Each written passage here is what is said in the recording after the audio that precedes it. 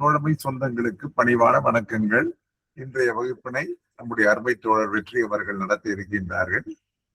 அவர் எடுத்துக்கொண்டிருக்கக்கூடிய பாடமானது volume 6 part 3. நிறைய மாற்றங்கள் ஏற்பட்டு இருக்கின்றன. குறிப்பாக ஏபிடி 2.0 பின்னால் இந்த விதிகளிலே நிறைய மாற்றங்கள் ஏற்பட்டு இருக்கிறது. கண்டிப்பாக விதிகளை மிக நுணுக்கமாக அறிந்து கொண்டால்தான் தேர்வு எழுதுகின்ற நேரத்திலே அதற்கான பதிலை தருவதற்கு ஏதுவாக இருக்கும். கடந்த ஆண்டு தயாரிக்கப்பட்ட கேள்வித்தாள் என்பது கூட ஏஐ மூலமாக தயாரிக்கப்பட்டதாகத்தான் நான் உணர்கின்றேன். ஏனென்றால் கடினமான கேள்விகள் கேட்கப்பட்டன. அதே போன்ற நிலைமை இந்த முறையும் கேள்வி தயார் செய்கின்ற நேரத்திலே ஏஐ பயன்படுத்தலாம். ஏஐ பயன்படுத்தக்கூடிய நேரத்திலே கேள்விகள் சற்று கடினமாகவும் நுணுக்கமாகவும் இருக்கலாம். ஆகவே பாடத்தை மிக கவனமாக உற்று நோக்கும்படி உங்கள் அனைவரையும் நான் கேட்டுக்கொள்கிறேன். வெற்றி, நீங்க ஸ்டார்ட் பண்ணிடுங்க. வெற்றி, சரிங்க தலைவர், மியூட் பண்ணிக்கிறேன். ஓகே. அனைவருக்கும் வணக்கம். நம்ம வால்யூம் 6 பார்ட் 3 பத்தி பார்க்க போறோம். சரிங்களா? இது டே டு டே ஒர்க்ல நம்ம எப்படி ஒர்க் பண்ணணும் அப்படின்ற பேசிக்கான ரூல்ஸ் தான் வால்யூம் 6 பார்ட் 3. ஓகேங்களா? நீங்க இந்த வால்யூம் கத்துக்கிட்ட பிறகு, இந்த வால்யூம் நான் சொல்லி கொடுத்துட்ட பிறகு ஒரு ரூலையும் நான் தெளிவா சொல்றேன். அப்ப நீங்க ஒர்க் பண்றதுக்கும் இதுக்கும் என்ன டிஃபரன்ஸ் இருக்கு அப்படின்றத நீங்க பொருத்தி பார்த்தீங்கன்னா உங்களுக்கு நல்லா தெளிவா புரியும். சரிங்களா? ப்ராக்டிக்கலா ஒர்க் பண்றது ஒரு மாதிரி இருக்கும், பட் ரூல் பேஸ்ல இருக்கிறக்குள்ள வேற மாதிரி இருக்கும். நீங்க இந்த வால்யூமை தெரிஞ்சுக்கிட்ட பிறகு ப்ராக்டிக்கலா ஒர்க் பண்றதையும் நீங்க ரூல் பேஸ்டா மாத்திக்கோங்க. ரொம்ப முக்கியமான வால்யூம். இது ப்ளூ பிரிண்ட் படி 5 கொஸ்டின்ஸ்னு இருக்கும். அந்த 5 to 6 நான் எடுக்கிற ரூலை, நான் இன்னைக்கு என்ன எடுக்கிறேனோ அதுக்கான எம்சிக்யூ முக்கியமான கொஸ்டின்ஸ் எல்லாம் அடுத்த வீக்ல டெய்லி நான் போட்டுருவேன். அதை நீங்க நல்லா தெளிவா படிச்சீங்கன்னாவே போதும் உங்களுக்கு. சரிங்களா? ஏபிடி 2.0 வந்துருச்சு, அட்வான்ஸ்டு போஸ்டல் டெக்னாலஜி 2.0. இதுல நிறைய பேராகிராஃப் பழைய சிஎஸ்ஐ இருக்குல்ல, கோர் சிஸ்டம் இன்டெகிரேட்டர், அதை பத்தி இருக்கும். அது எல்லாத்தையும் நம்ம விட்டுறலாம். APT 2.0 original rules and regulation base பண்ணி தான் ஏபிடி 2.0வும் கொண்டு வந்திருக்காங்க. உங்களோட ட்ரீம் ஆப் இருக்குல்ல, டிஜிட்டல் ரூரல் என்டர்பிரைஸ் அப்ளிகேஷன், இது எல்லாமே நம்மளுக்கு பேசிக்கான ரூலை பத்தி தான் இருக்கு. சரிங்களா? ஃபர்ஸ்ட் எடுத்தோடனே மொத்தம் 120 ரூல் இருக்கும். மேக்சிமம் இன்னைக்கு 30 ரூல்ஸை முடிச்சிடலாம். ஒரு 4 கிளாஸஸ்ல முடிச்சிடலாம். Chapter 1, supervision of subordinate officers by post master. இப்ப பிஓவோட ஒர்க்கை யார் சூப்பர்வைஸ் பண்ணுவாங்கன்னா எஸ்டிஎம், சப் ஆஃபீஸோட சப் போஸ்ட் மாஸ்டர். அதே மாதிரி எஸ்ஓட ஒர்க்கை எஸ்ஓட ஒர்க் பிளஸ் பிஓட ஒர்க் எல்லாத்தையும் யாருக்கு அனுப்புவாங்க? ஹெட் போஸ்ட் ஆஃபீஸ்க்கு அனுப்புவாங்க. இவங்களோட ஒர்க்கை யார் சூப்பர்வைஸ் பண்ணுவாங்கன்னா போஸ்ட் மாஸ்டர். ஓகேங்களா? அக்கௌண்ட்ஸ் எல்லாமே கரெக்டா இருக்குதா அப்படின்றத பார்க்கறது மட்டும் போஸ்ட் மாஸ்டரோட வேலை இல்லை. ஒரு டெய்லி அக்கௌண்ட் அனுப்புறீங்க, அதுக்கான டாக்குமெண்ட்ஸ்லாம் அனுப்புறீங்க அப்படின்னா அந்த டாக்குமெண்ட்ஸும் சரி, அந்த டெய்லி அக்கௌண்ட்டும் சரி, அதை பார்த்த உடனே இவங்க எந்த அளவுக்கு எஃபிஷியண்டா ஒர்க் பண்றாங்க, அவங்களோட டியூட்டிஸை பர்ஃபார்ம் பண்றாங்க அப்படின்றது தெளிவா தெரிஞ்சிடும். அது போஸ்ட் மாஸ்டரோட ஒரு முக்கியமான ஒர்க்கு. அது மட்டும் இல்லாம ஃப்ராடை டிடெக்ட் பண்றதுக்கும், அது இப்போ ஆர்டிகல்ஸ் அக்கௌண்டபிள் ஆர்டிகல்ஸ் டிடைன் பண்றாங்கல்ல நிறைய நாள், இதெல்லாம் கண்டுபிடிக்கிறதுக்கும் சூப்பர்டென்டென்ட் ஆஃப் போஸ்ட் ஆஃபீஸர்ஸ்க்கு, ஹெட் ஆஃப் த டிவிஷனுக்கும், எஸ்டிஐக்கும் போஸ்ட் மாஸ்டர் ரொம்ப ஹெல்ப்ஃபுல்லா இருக்கணும். இதுதான் இந்த ரூல்ல கொடுத்துருப்பாங்க. புரியுதுங்களா இந்த ரூலு? இதுல கேள்வின்னு கேட்டா என்ன கேட்பாங்கன்னா யார் dash should always be prepared to cooperate with the divisional head in applying tests to detect fraud, prevent detection of articles அப்படின்னு கேட்டாங்கன்னா யாருன்னா போஸ்ட் மாஸ்டர். ஓகேங்களா? அடுத்த ரூல். இந்த ரூலை நான் தெளிவா சொல்லிட்டேன். அதுல முக்கியமான என்ன கேள்வி வரலாம் அப்படின்றதையும் சொல்லிட்டேன். ரெண்டாவது rule, examination of PO daily transaction reports in sub officers. BPM இருப்பீங்க, ஏபிபிஎம் இருப்பீங்க, எல்லாரும் இருப்பீங்க. இப்ப உங்க ஆபீஸ்ல வந்து நீங்க டெய்லி அக்கௌண்ட் எழுதுறீங்க. அந்த டெய்லி அக்கௌண்ட்டோட ரைட் சைட் கார்னர்ல டெய்லி அக்கௌண்ட்டோட ஃபார்ம் நம்பர் இருக்கும், ஏசிஜி 32A இருக்கும். நீங்க என்ன எழுதுவீங்க? நேத்தையோட க்ளோசிங் பேலன்ஸை இன்னையோட ஓப்பனிங் பேலன்ஸா போடுவீங்க. இன்னைக்கு வர வரவுகள் எஸ்பி டெபாசிட், ஐபிபிபி டெபாசிட். நான் வந்து டெக்னாலஜி உள்ளார போகல, மேனுவலா என்ன பண்றீங்க அப்படின்றதான் நான் சொல்றேன். அதுதான் ரூல்ல இருக்கு. எஸ்பி டெபாசிட், ஆர்டி டெபாசிட், அதுக்கப்புறமேட்டு வந்து SSA, IPPB, VP, money order, அதுக்கப்புறம் சிஓடி ரீட்டைல் எம்ஓ, சிஓடி, இது எல்லாத்தையுமே வந்து வரவு சைடும், செலவு என்ன பண்றீங்களோ அந்த செலவு சைடையும் கொண்டு வந்துட்டு பேலன்ஸை வந்து அரைவ் பண்ணுவீங்க. இதை வந்து அவங்க வந்து கரெக்டா இருக்குதா, நீங்க அனுப்புற வவுச்சர்ஸ் கூட வரவுக்கு இவ்வளவு வவுச்சர்ஸ் அமைச்சிருக்கிறீங்க, செலவுக்கு இவ்வளவு வவுச்சர்ஸ் அனுப்பியிருக்கீங்க அப்படின்றத ஒவ்வொரு எஸ்பிஎம்மும் வந்து டெய்லி வந்து ஒவ்வொரு பிஓவும் வந்து செக் பண்ணுவாங்க. நான் எஸ்பிஎம்மா இருந்தா எப்படி செக் பண்ணுவேன்னா, நீங்க வந்து பிஓ பேக்கை அனுப்பிட்டீங்க, பிஓவோட அக்கௌண்ட் பேக்கை எஸ்ஓக்கு அனுப்பிட்டீங்க. அனுப்பின உடனே பேக்கை உடைச்ச உடனே நம்ம டெய்லி அக்கௌண்ட் எடுக்கிறோம். கேஷ் ஏதாவது அனுப்பியிருந்தா பாட்டம்ல எழுதிருப்பீங்க டினாமினேஷனோட. அந்த கேஷை வந்து எண்ணி உள்ளார வச்சுட்டு ஒரு வவுச்சரையும், எஸ்பி டெபாசிட் 10,000 ரூபாய் போட்டிருக்கிறீங்கன்னா 10,000 ரூபாய் அப்படின்றத வவுச்சர் வந்துருக்குதா அப்படின்றத செக் பண்ணி வவுச்சரை வந்து எடுத்துப்போம். அதே மாதிரி விட்ராயல் வவுச்சர் இந்த மாதிரி தான் செக் பண்ணணும். ஆனா பிராக்டிக்கலா சில இடத்துல 10ல் 1, 2 எஸ்பிஎம் என்ன பண்ணுவாங்கன்னா, எல்லாத்தையும் எடுத்து வச்சுட்டு செக் பண்ணாம அதுக்கப்புறமேட்டு இந்த வவுச்சர் கம்மியா இருக்கு, அந்த வவுச்சர் கம்மியா இருக்குது அப்படின்னு வந்து சொல்லுவாங்க. பட் இப்படிதான் வந்து ப்ரொசீஜரா செக் பண்ணணும். அதே மாதிரி நீங்க பிஓ அக்கௌண்ட்டை வந்து அனுப்புறக்குள்ள எல்லாமே வந்து எழுதுறது மட்டும் போதாது, அதுக்கான வவுச்சர்ஸ், சரிங்களா? ஒரு அக்கௌண்ட் எழுதுறோம்னா அதுக்கு வந்து நம்ம வவுச்சர்ஸ் இல்லாம வந்து எழுத முடியாது. அந்த வவுச்சர்ஸ் எல்லாம் வந்து கரெக்டா இருக்குதான்னு வந்து சீரியல் நம்பர் படி அடுக்கி அனுப்பணும். அதை தான் அவங்க வந்திருக்குதா அப்படின்றத செக் பண்ணுவாங்க. இப்ப ஒரு பிஓ இருந்தா ஓகே, 10 பிஓ இருக்கு, 10 பிஓவோட எல்லாத்தையும் ஒண்ணுத்தையா செக் பண்ணி எடுத்துக்கிட்டு நீங்க என்ன பண்ணுவீங்க? இது மேனுவலா எழுதுறது இல்லாம பிஓ ஜெர்னல் எல்லாத்துலயும் வந்து எழுதி வந்து மேனுவல் வந்து முடிச்சிடுறீங்க.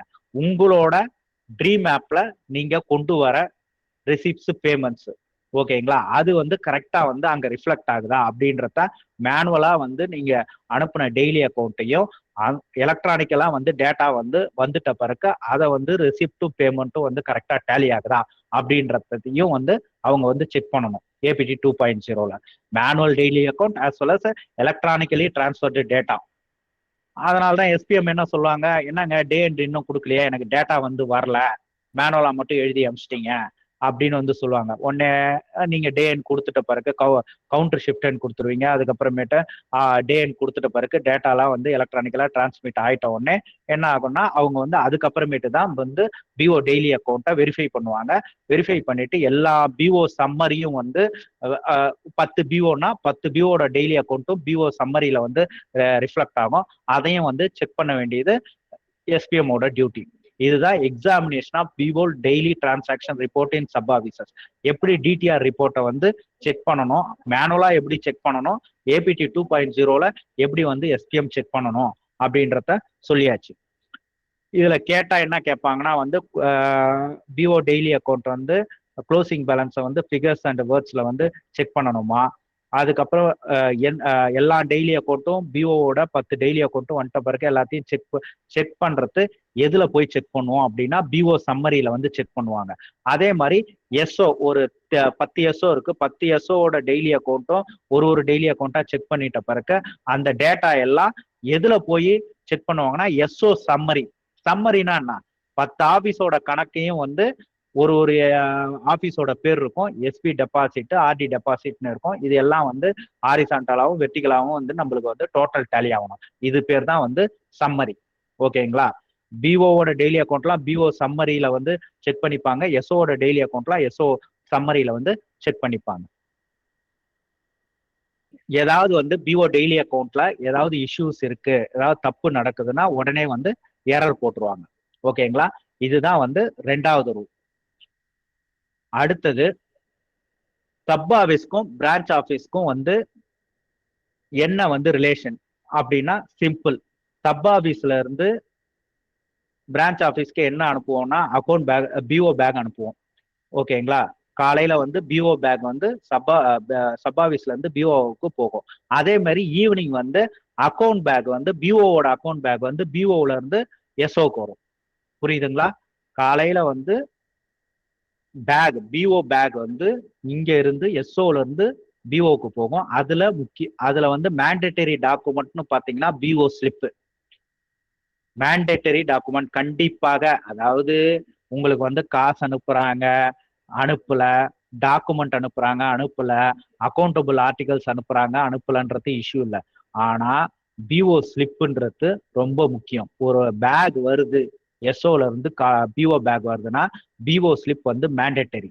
ஓகேங்களா? பிஓ ஸ்லிப்ல என்ன இருக்கும் எல்லாருலையும் நான் சொல்றக்குள்ளேயே சொல்லிடுறேன். பிஓ ஸ்லிப்ல என்ன இருக்கும்னா வந்து நீங்க வந்து நேத்து கணக்கு வந்து அமிச்சிங்கல்ல, அதோட க்ளோசிங் பேலன்ஸை வந்து எஸ்பிஎம் வந்து கரெக்டா இருக்குது அப்படின்றத அக்னாலஜ் பண்ணியிருப்பார். ரைட் ஹேண்ட் சைட் கார்னர்ல பிஓ ஸ்லிப் எடுத்து பார்த்தீங்கன்னா உங்களுக்கே தெரியும் டெய்லி வரத்து. நான் அப்படி பிபிஎம்க்கு நல்லாவே தெரியும், ஏபிபிஎம் பாக்குறாங்களா இல்லையான்னு தெரியல, அதனால சொல்றேன். வேர்ட்ஸ் அண்ட் ஃபிகர்ஸ்ல வந்து தெளிவா வந்து இருக்கும். எல்லாமே கம்ப்யூட்டர் ஜென்ரேட்டட் தான், வேர்ட்ஸ் அண்ட் ஃபிகர்ஸ்ல வந்து இருக்கும். அது இல்லாம வந்து என்னென்ன ஆர்டிகல்ஸ் அனுப்புறாங்க, இஎம்ஓவா இருக்கட்டும், இல்ல ஏதாவது இன்ஸ்ட்ரக்ஷன்ஸ் இருக்குதா, எரர்ஸ் இருக்குதா, இது எல்லாமே வந்து பிஓ ஸ்லிப்ல இருக்கும். இதுதான் வந்து காலையில எஸ்ஓல இருந்து பிஓக்கு போற விஷயம். அதே மாதிரி மத்தியானம் உங்களுக்கு நல்லாவே தெரியும், மத்தியானம் என்ன பண்ணுவீங்க, எல்லா கணக்கையும் முடிச்சுட்டு பிஓ டெய்லி அக்கௌண்ட் வந்து மேண்டேட்டரி. எந்த டிரான்சாக்ஷனும் நடக்கலன்ற பட்சத்திலையும் பிஓ டெய்லி அக்கௌண்ட் ஓபிசிபி போட்டு அமுச்சுதான் ஆகணும். ஓகேங்களா? இதுதான் பைய மாத்திக்கிறது தான் வந்து ரிலேஷன்ஷிப்பை. அந்த பைய மாத்தத்தோட டீடைல்ஸை நான் சொல்லிட்டேன். புரியுதுங்களா? அடுத்தது பாத்தீங்கன்னா 4வது rule, short receipt of vouchers by account office. சரி, நான் இதையும் வந்து எஸ்ஓக்கும் ஹெச்ஓக்கும் என்ன ரிலேஷன்னா அதே தான். ஹெச்ஓல வந்து அவங்களுக்கு வந்து பேக் வந்து அக்கௌண்ட் பேக் அனுப்புவாங்க, ஹெச்ஓ டு எஸ்ஓ. அதுல வந்து எஸ்ஓ ஸ்லிப் வந்து மேண்டேட்டரி. ஓகேங்களா? சப் ஆஃபீஸ்ல இருந்து ஹெட் ஆஃபீஸ்ல இருந்து சப் ஆஃபீஸ்க்கு அனுப்புறேன். அதே மாதிரி சப் ஆஃபீஸ்ல இருந்து ஹெட் ஆஃபீஸ்க்கு என்ன அனுப்புவாங்க, மத்தியானம் வந்து டெய்லி அக்கௌண்ட், எது எஸ்ஓட டெய்லி அக்கௌண்ட், அது இல்லாம பிஓட டெய்லி அக்கௌண்ட், அதுக்கப்புறம் அதுக்கான வவுச்சர்ஸ், எந்த கணக்கு அமிச்சாலும் அதுக்கு வந்து துணையான வவுச்சர்ஸ் எல்லாத்தையும் வந்து ஹெச்ஓக்கு அனுப்புவாங்க. இதுதான் வந்து ஹெச்ஓக்கும் எஸ்ஓக்கும் இருக்கிற ரிலேஷன்ஷிப். அக்கௌண்ட் பேக்ல காசு வரலாம், ஸ்டாம்ப் வரலாம், காசு அனுப்பாமலையும் இருக்கலாம், ஸ்டாம்ப் அனுப்பாமலையும் இருக்கலாம், அது இஷ்யூ இல்லை. அந்த பையன்னு இருந்தா SO slip, SO daily account. மத்தியானம் அவங்க எஸ்ஓல இருந்து ஹெச்ஓக்கு அனுப்புறதா இருந்தா, ஹெச்ஓல இருந்து எஸ்ஓக்கு அனுப்புறதா இருந்தா எஸ்ஓ ஸ்லிப்பு மேண்டேட்டரி. இதுல கேள்வி கேட்டா என்ன பண்ணுவாங்கன்னா, எஸ்ஓல இருந்து பிஓக்கு அனுப்புற பேக்ல எது மேண்டேட்டரின்னு கேட்டாங்கன்னா பிஓ ஸ்லிப்பு. அதே மாதிரி பிஓல இருந்து எஸ்ஓக்கு அனுப்புற பேக்ல கண்டிப்பாக இருக்கக்கூடிய விஷயம் என்ன இருக்கணும்னா, அது இல்லாம பேக்கே நீங்க க்ளோஸ் பண்ண முடியாது. என்னன்னா பிஓ டெய்லி அக்கௌண்ட். ஓகேவா? அடுத்தது பாத்தீங்கன்னா short receipt of vouchers by account office. Short receipt of வவுச்சர்ஸ்னா என்ன? ஒன்றும் இல்லை, நான் வந்து ஒரு கணக்கை வந்து எழுதுறேன், அந்த கணக்குக்கு என்ன வவுச்சர், அதாவது அது இந்த கணக்குக்கான வவுச்சரை வந்து கண்டிப்பா வந்து நம்ம பேக்ல அனுப்பிச்சாகணும். சப்போஸ் அந்த மாதிரி நீங்க கணக்கு எழுதிட்டு வவுச்சர் அனுப்பல அப்படின்னா வந்து என்ன பண்ணுவாங்கன்னா, உடனே எஸ்ஓ பிஓவா இருந்தா பிஓ ஸ்லிப்ல வந்து இந்த வவுச்சர் வந்து வரல அப்படின்றத அடுத்த நாள் காலையில இன்டிமேட் பண்ணிடுவாங்க. நீங்க இந்த வவுச்சரை வந்து ரெடி பண்ணி அனுப்பணும். ஓகேங்களா? அடுத்தது பாத்தீங்கன்னா எஸ்ஓல இருந்து ஹெச்ஓக்கு வவுச்சர் வரலன்னா ஹெச்ஓல வந்து எஸ்ஓ ஸ்லிப்ல இந்த வவுச்சர் வரல அப்படின்றத அவங்க வந்து எழுதிருவாங்க. ஓகேங்களா? அவங்க எஸ்ஓக்கு அடுத்த நாள் வந்தவொடனே எஸ்ஓ ஸ்லிப்ல வச்சிருக்கிற அந்த எரரை பார்த்துட்டு உடனே வந்து இந்த வவுச்சர் வந்து அங்க இருக்கும், எப்படியும் மிஸ் பண்ணிடுவாங்க, உடனே வந்து அனுப்பி விட்டுருவாங்க. புரியுதுங்களா? அடுத்தது பாத்தீங்கன்னா இதுலயே வந்து முக்கியமான விஷயம் என்னன்னா, இப்ப வந்து நீங்க வந்து அக்கௌண்ட் பேக் அனுப்பிச்சிட்டீங்க, ஒரு பெரிய சப் ஆஃபீஸ் இருக்குது, அக்கௌண்ட் பேக்கை வந்து சப் அக்கௌண்ட் கிளர்க் வந்து உடைச்சிட்டு வவுச்சர் வந்து வரல அப்படின்றத என்னன்னா எரர் போட்டு அந்த டெய்லி டிரான்சாக்ஷன் ரிப்போர்ட்லயும் நோட் பண்ணிட்டு இவரு ஒரு கையெழுத்து போடுவாரு, எஸ்பிஎம்மும் ஒரு கையெழுத்து போடுவாங்க. இதுவே வந்து ஹெட் ஆஃபீஸா இருந்தா அங்க இருக்கிற சப் அக்கௌண்ட் கிளர்க் வந்து எரரை போட்டுட்டு டெய்லி டிரான்சாக்ஷன் ரிப்போர்ட்ல இந்த டிரான்சாக்ஷனுக்கான வவுச்சர் வரல அப்படின்ட்டு ஷார்ட் ரிசிப்ட் ஆஃப் வவுச்சர்னு போட்டு அவர் ஒரு கையெழுத்தை போட்டுட்டு போஸ்ட் மாஸ்டர் கிட்டயும் வந்து எரர் புக்லயும் கையெழுத்து வாங்குவாரு, அந்த டெய்லி அக்கௌண்ட்லயும் கையெழுத்து வாங்கிப்பாரு. இதுதான் short receipt of vouchers. Suppose error போட்டும் எஸ்ஓ ஸ்லிப்ல எழுதியும் சரி, பிஓ ஸ்லிப்ல எழுதியும் சரி வரலன்னா உடனே என்ன பண்ணுவாங்கன்னா சூப்பர் நெட்டுக்கும் சப்டிவிஷன் இன்ஸ்பெக்டருக்கும் வந்து ரிப்போர்ட் பண்ணிடணும். இதுல கேள்வி கேட்டா என்ன கேட்பாங்க, ஷார்ட் ரெசிப்ட் ஆஃப் வவுச்சர்ஸ் வந்து எதுல நோட் பண்ணி அனுப்புவாங்கன்னு கேட்பாங்க. எஸ்ஓல இருந்து ஹெச்ஓக்கு போற ஹெச்ஓல இருந்து எஸ்ஓக்கு போற மாதிரினா, ஹெட் ஆஃபீஸ்ல இருந்து சப் ஆஃபீஸ்க்கு போற மாதிரினா எஸ்ஓ ஸ்லிப்ல வந்து நோட் பண்ணி அனுப்புவாங்க. இதே வந்து சப் ஆஃபீஸ்ல இருந்து பிரான்ச் ஆஃபீஸ்க்கு போற மாதிரினா பிஓ ஸ்லிப்ல நோட் பண்ணி அனுப்புவாங்க. அப்படி நோட் பண்ணி அனுப்பியும் வந்து வரலன்னா யாருக்கு ரிப்போர்ட் பண்ணுவாங்கன்னா சூப்பர்னன்ட் ஆர் சப்டிவிஷனல் இன்ஸ்பெக்டர்.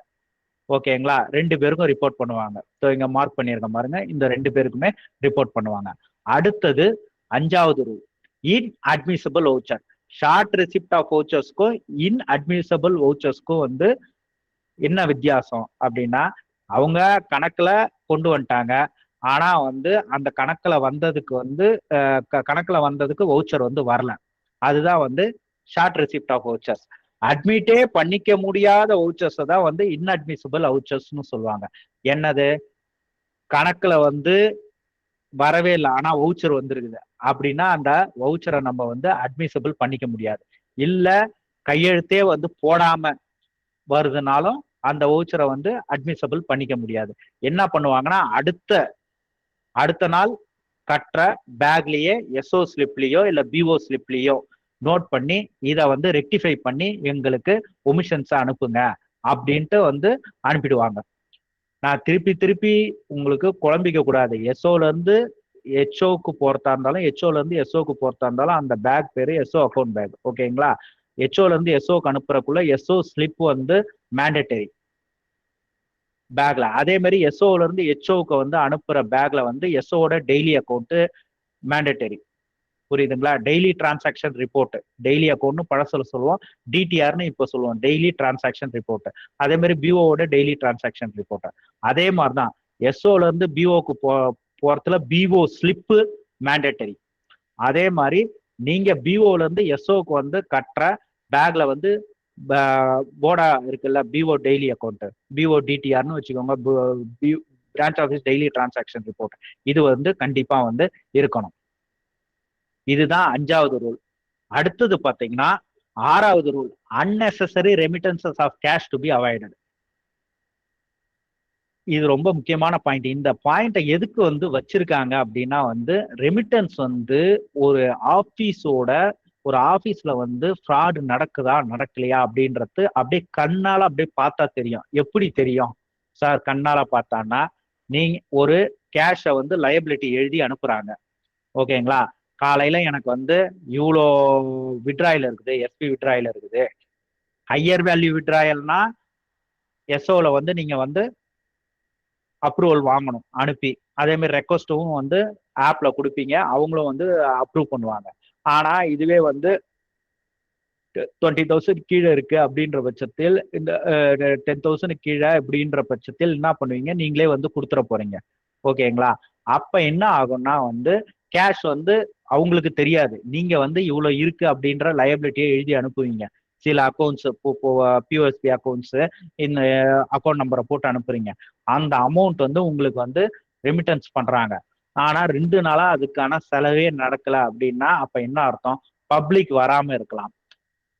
இல்ல அந்த மாதிரி அக்கௌண்ட்ல வந்து கேஷ் இருக்குதா, கேஷ் இருந்தும் வந்து விட்ராயல் நடக்கலைன்னா அப்ப வேற என்ன அப்படின்றத நம்மளாதான் அந்த எஸ்பிஎம் வந்து முடிவு பண்ணிக்கணும். அதனாலதான் நான் எஸ்பிஎம் தான் என்ன பண்ணுவேன்னா, உனக்கு நான் கேஷ் அனுப்புறேன், சப்போஸ் வந்து அது செலவாகலைன்னா மத்தியானமே வந்து அனுப்பிடணும். அந்த லயபிலிட்டி வந்து செலவாகலைன்னா இந்த அன்னெசரி ரெமிட்டன்ஸ் ஆஃப் கேஷை வந்து அவாய்ட் பண்ணணும் அப்படின்றதுக்காக தான் சேலரி கிரெடிட் எல்லாத்தையும் வந்து பிஓஎஸ்பிலையும் பேங்க் அக்கௌண்ட்ஸ்லயும் கொண்டு வந்தாங்க. பழசுலலாம் என்ன இருந்துச்சுன்னா, அக்யூட்டன்ஸ் ரோல்ல வந்து ரெவென்யூ ஸ்டாம்ப் போட்டு கையெழுத்து போடுவாங்க. 5,000க்கு மேல போகுது அப்படின்ற பட்சத்தில் அப்படிதான் சம்பளம் வாங்கிட்டு இருந்தோம் நாங்க சர்வீஸ்க்கு வந்த புதுசெல்லாம்.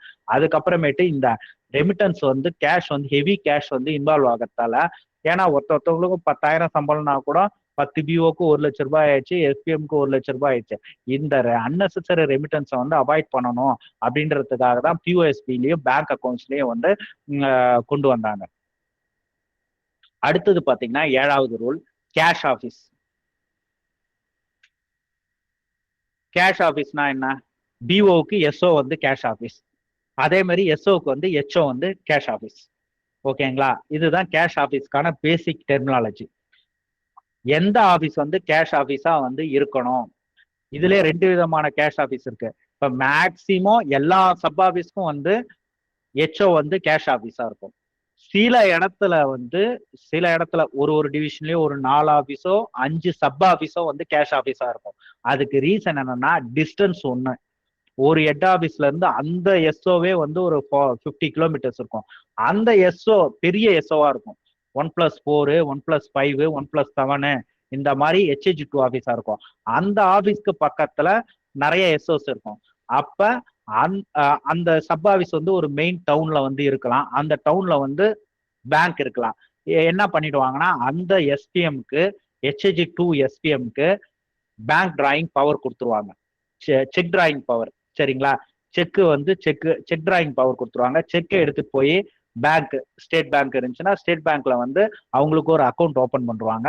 அந்த அக்கௌண்ட்ல போயிட்டு இவங்க டிரா பண்ணி எடுத்துட்டு வந்து அவங்களோட சப் ஆஃபீஸ்க்கும் பக்கத்துல இருக்கிற சப் ஆஃபீஸ்க்கும் அவங்க லைபிலிட்டி எழுதியிருப்பாங்கல்ல இவ்வளவு கேஷ்னு, அவங்களுக்கும் வந்து இவங்க என்ன பண்ணுவாங்கன்னா கேஷை வந்து அனுப்புவாங்க. புரியுதுங்களா? இதுதான் கேஷ் ஆஃபீஸோட டெர்மினாலஜி. கேஷ் ஆஃபீஸ்னா ஹெட் ஆஃபீஸ், சப் ஆஃபீஸ். ஓகேங்களா? பிஓக்கு வந்து சப் ஆஃபீஸ் வந்து கேஷ் ஆஃபீஸா இருக்கும். அதே மாதிரி எஸ்ஓக்கு வந்து ஹெட் ஆஃபீஸ் வந்து கேஷ் ஆஃபீஸா இருக்கும். என்ன ஒண்ணு வந்துன்னா சில எஸ்ஓக்கு இன்னொரு எஸ்ஓவே வந்து பெரிய எஸ்ஓவே வந்து கேஷ் ஆஃபீஸா இருக்கும். மேக்சிமம் எனக்கு தெரிஞ்சு தமிழ்நாட்டுல எந்த ஹெட் ஆஃபீஸ்லயும் வந்து, தமிழ்நாடுன்னு இல்லை 99.99% ஆல் இந்தியா லெவல்ல எந்த ஹெட் ஆஃபீஸ்லயும் வந்து பிரான்ச் ஆஃபீஸ் வந்து கனெக்ட் பண்ணல. பழைய ஒரு காலத்துல இருந்துச்சு. எங்க டிவிஷன்லயே வந்து ஹெச்ஓல வந்து பிரான்ச் ஆஃபீஸ் அட்டாச் பண்ணியிருந்தாங்க. அது எல்லாத்தையுமே வந்து நிறைய டிஃபிகல்டிஸ் இருந்ததால வந்து எல்லாத்தையும் ஒரு சப் ஆஃபீஸ்ல அட்டாச் பண்ணிட்டாங்க. அடுத்தது வந்து 8வது rule, check of remittances between the account office and is subordinate office. யார் வந்து இந்த ரெமிட்டன்சஸை வந்து செக் பண்ணணும் அப்படின்னா வந்து போஸ்ட் மாஸ்டர். ஒரு ஆஃபீஸ்ல இருந்து இன்னொரு ஆஃபீஸ்க்கு வந்து கேஷ் வந்து கொடுக்கறதா இருந்தாலும் சரி, வாங்குறதா இருந்தாலும் சரி, அந்த போஸ்ட் மாஸ்டர் வந்து அதாவது இப்படிதான் கேஷ் வந்து அனுப்பணும் போகணும் அப்படின்ட்டு வந்து ஏற்கனவே வந்து டிவிஷன் ஆஃபீஸ்ல வந்து ஆர்டர்ஸ் வந்து போட்டிருப்பாங்க. அந்த ஆர்டர்ஸ் படி நடக்குதா அப்படின்றத வந்து அவர் வந்து அவரோட மேற்பார்வையில் தான் வந்து எதா இருந்தாலும் பண்ணணும். அதே மாதிரி ஒரு ஆஃபீஸ்ல சப் ஆஃபீஸ்ல கேஷ் அதிகமாயிட்டாலும் சரி, கேஷ் தேவைப்பட்டாலும் அந்த கேஷை வந்து அனுப்புறதோட முழு பொறுப்பும் வந்து போஸ்ட் மாஸ்டர் தான். புரியுதுங்களா? சில பேர் என்ன பண்ணுவாங்க, இப்ப நான்லாம் எஸ்பிஎம் உங்களுக்கு புரியறதுக்காக சொல்றேன். ஒரு தாட்டி வந்து எனக்கும் போஸ்ட் மாஸ்டருக்குமே நான் போய் காலையில வந்து கேஷ் வாங்க போனேன். நான் சர்வீஸ்க்கு வந்த புதுசு 2007 2008. அவரு பேர் சொல்லல, அவர் இறந்துட்டாப்ல. அவரு இப்போ அன்னைக்குதான் வந்து ஜாயின் பண்றாரு. நான் போன உடனே நீங்க யாருன்னு எனக்கு தெரியாது, உங்ககிட்ட எப்படி கேஷ் கொடுக்கறது அப்படின்னாரு. பட் அது அவர் சொன்னது கரெக்ட், ரூல் தான். சரிங்க சார், நான் உடனே என்ன பண்ணேன், நீங்க ரூல் தானே சொல்றீங்க, எனக்கு வந்து கேஷ் வாங்கணும்னு எனக்கு அவசியம் கிடையாது. நான் வந்து எஸ்பிஎம், சரிங்களா, அதுவும் சிங்கிள் ஹேண்ட் எஸ்பிஎம். நான் கேஷ் வந்து நான் வாங்கணும்னு அவசியம் கிடையாது. ரூல் படி நீங்க தான் வந்து, நான் லைபிலிட்டி எழுதிட்டேன், எனக்கு எவ்வளவு கேஷ் வேணும்ன்றது டெய்லி அக்கௌண்ட்ல எழுதிட்டேன். அதை வந்து பொறுப்பா பண்ண வேண்டியது உங்களோட வேலை. நீங்க நான் ஆபீஸ் போறேன், எனக்கு வந்து கேஷை வந்து அனுப்பிச்சிருங்க அப்படின்னு சொல்லிட்டு நான் வந்துகிட்டே இருந்தேன். அப்பெல்லாம் வந்து என்னன்னா போஸ்ட் மாஸ்டர் வந்து ஜெனரல் லைன், அதாவது ஆப்ரேட்டிவ் கேடர்ல இருந்து கிடையாது, ஐபிஏஎஸ்பி லைன் இருந்துச்சு. அதுக்கப்புறமேட்டு தான் வந்து எல்லாமே போஸ்ட் மாஸ்டர் இது எல்லாத்தையுமே வந்து மேக்சிமம் இந்த ஹெச்ஓல இருக்கிற போஸ்ட் மாஸ்டர் எல்லாத்தையும் ஜெனரல் லைனுக்கா வந்து மாத்தினாங்க. புரியுதுங்களா? ஏன் இதை சொல்றேன்னா, கேஷ் வந்து ரெமிட்டன்ஸ் பண்றதும் சரி, எனக்கு கேஷ் வந்து அதிகமாயிடுச்சுன்னா நம்ம ஜஸ்ட் இப்ப மெயிலு, ஓகேங்களா, இப்ப மெயில கொடுத்துட்டோம்னா அதை கிளியர் பண்ண வேண்டியது போஸ்ட் மாஸ்டரோட டியூட்டி. இதுதான் சொல்லியிருப்பாங்க 8th ரூல்ல. நான் வந்து அதை தெளிவா சொல்லிட்டேன். அடுத்தது பாத்தீங்கன்னா 9th 9th ரூல் ரொம்ப ரொம்ப முக்கியங்க. ஒருத்தவங்க எவ்வளவு கேஷ் எடுத்துக்கிட்டு போலாம் ஆபீஸ்க்கு, ஒரு ஆபீஸ்ல இருந்து இன்னொரு ஆபீஸ்க்கு. அது எஸ்ஓல இருந்து ஹெட் ஆபீஸா இருக்கலாம், இல்ல ஹெட் ஆபீஸ்ல இருந்து எஸ்ஓக்கா இருக்கலாம், இல்ல எஸ்ஓல இருந்து பிஓக்கா இருக்கலாம், இல்ல பிஓல இருந்து எஸ்ஓக்கா இருக்கலாம். நான் சொல்றேன், இத மனப்பாடம் பண்ணிக்கோங்க. ஜிடிஎஸ் ஒரே ஒரு ஜிடிஎஸ் வந்து அவங்க பிஓல வந்து கேஷ் எடுத்துக்கிட்டு போலாம்னா 1,00,000 ரூபாய். சரிங்களா? பிபிஎம் இருக்காங்க, ஏபிபிஎம் இருக்காங்க அப்படின்னா 2 பேரும் எனக்கு அதாவது அந்த ஆபீஸ்ல 2,00,000 ரூபாய்க்கு வந்து செலவு இன்னைக்கு இருக்குதுன்னா 2 பேரும் போனா தலைக்கு 1,00,000ட்டு 1,00,000 பிளஸ் 1 லேக் 2 லேக்ஸ் கொடுக்கலாம். இதே ஒரே ஒரு ஆள் போனா வந்து வெறும் 1,00,000 தான் கொடுக்க முடியும். அடுத்தது பாத்தீங்கன்னா டிபார்ட்மெண்டல் எம்ப்ளாய்னா எஸ்பிஎம்ஆ இருக்கலாம், பிஏவா இருக்கலாம், எம்டிஎஸ்ஆ இருக்கலாம், போஸ்ட்மேனா இருக்கலாம். சரிங்களா? ஒரே ஒரு டிபார்ட்மெண்டல் எம்ப்ளாயி போயிட்டு ஹெச்ஓலியோ இல்ல இன்னொரு கேஷ் ஆபீஸா இருக்கிற எஸ்ஓலியோ வந்து கேட்டாங்கன்னா அவங்களுக்கு 5 லட்சம். ஒரு தலைக்கு 5 லட்சம். 2 டிபார்ட்மெண்ட் எம்ப்ளாயி போனாங்கன்னா 10 லட்சம். புரியுதுங்களா? ஜிடிஎஸ் இருந்தா ஒரு ஜிடிஎஸ் இருந்தா 1 லட்சம், 2 ஜிடிஎஸ் போனாங்கன்னா தலைக்கு 1 லட்சம், 2 ஜிடிஎஸ் இருந்தா 2 லட்சம். அதே மாதிரி டிபார்ட்மெண்ட் எம்ப்ளாயினா தலைக்கு 5 லட்சம், 2 பேர் போனாங்கன்னா 10 லட்சம். அடுத்தது பாத்தீங்கன்னா MTS, MMS mail motor service இருக்கு பாத்தீங்களா?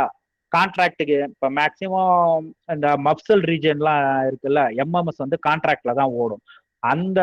அந்த மாதிரி டிரைவ் சிட்டி உள்ளாரியே வந்து ஹையர்டு எம்எம்எஸ் இருந்து எம்டிஎஸ் வந்து கூட போறாங்கன்னா அந்த வண்டியோட லிமிட் என்னன்னா 2 லேக்ஸ் எடுத்துக்கிட்டு போலாம்.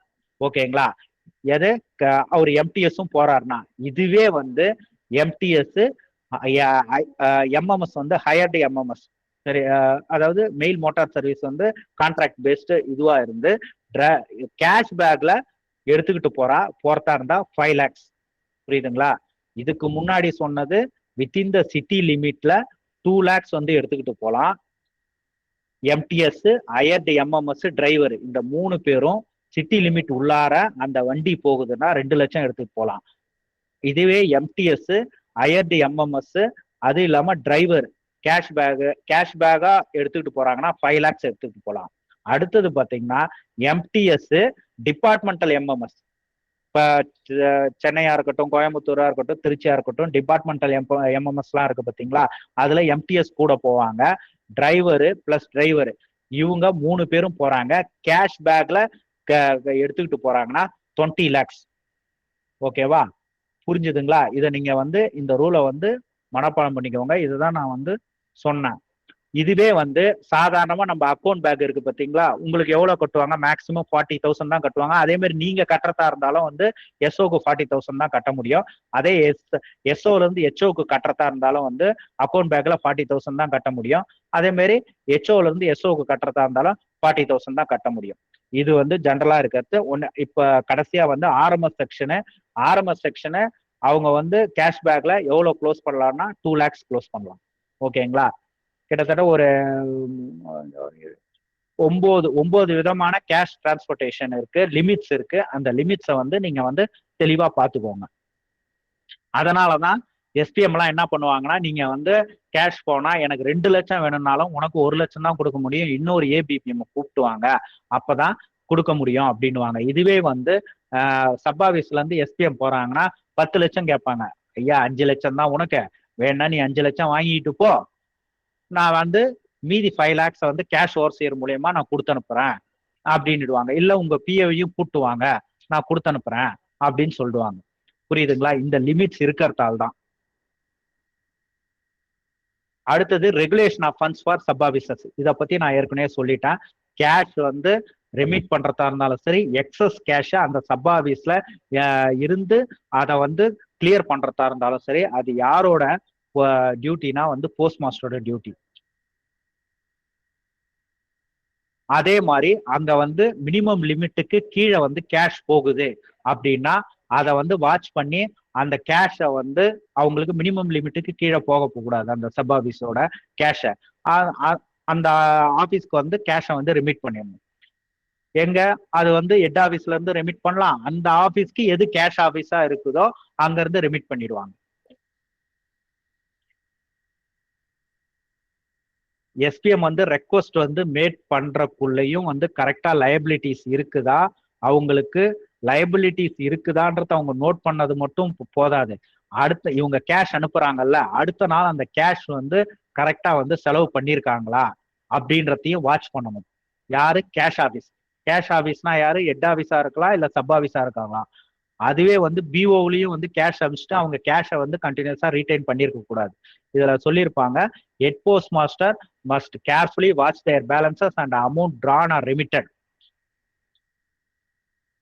புரியுதுங்களா? இதுல இருந்து கேட்டா யாரோட டியூட்டி வந்து கேஷை வந்து எக்ஸஸ் கேஷை வந்து ரெமிட் பண்றதும் சரி, அதாவது கிளியர் பண்றது யாரோட டியூட்டின்னு கேட்கறாங்க அப்படின்ற பட்சத்தில் head post master.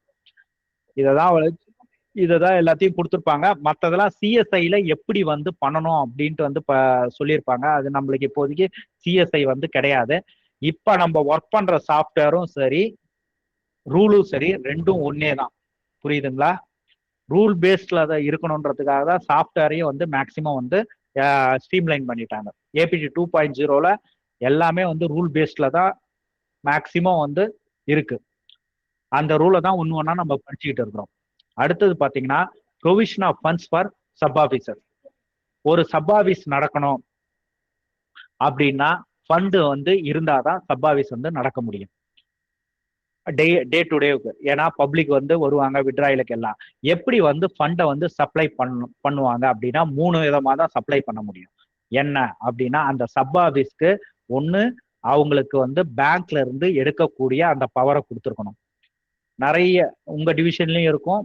Sub office வந்து செக் டிராயிங் பவர் அந்த போஸ்ட் மாஸ்டர் கொடுத்துருப்பாங்க. எஸ்பிஎம்கே அவங்க என்ன பண்ணுவாங்க, காலையிலே வந்து செக் எழுதி நம்மளுக்கு இவ்வளவு தேவை, பிஓக்கு இவ்வளவு தேவை, பக்கத்துல இருக்கிற சப் ஆஃபீஸ்க்கு இவ்வளவு தேவை அப்படின்ட்டு பேங்க்ல கொடுத்து ட்ரெஷர் மூலியமா பேங்க்ல கொடுத்து கேஷை வந்து டிரா பண்ணிடுவாங்க. அடுத்தது பாத்தீங்கன்னா, இன்னொரு சப் ஆஃபீஸ்ல இருந்து கேஷ் வந்து வாங்கிக்கலாம். மூணாவது பாத்தீங்கன்னா, ஹெட் ஆஃபீஸ்ல இருந்து. இந்த மூணுத்துல ஏதாவது ஒரு வழி மூலியமா தான் வந்து சப் ஆஃபீஸ்க்கு கேஷ் போக முடியும். ஒன்னு பேங்க்கு, இன்னொரு சப் ஆஃபீஸ், இல்ல அதோட ஹெட் ஆஃபீஸ்ல இருந்து. இதுதான் 11th ரூல். அதேதான் 12th ரூலும். இப்ப கேஷ அவங்க வந்து எனக்கு வரவு அதிகமா வந்துருச்சுன்னா அவங்க அந்த கேஷை வந்து எங்க வந்து கொடுக்க முடியும்?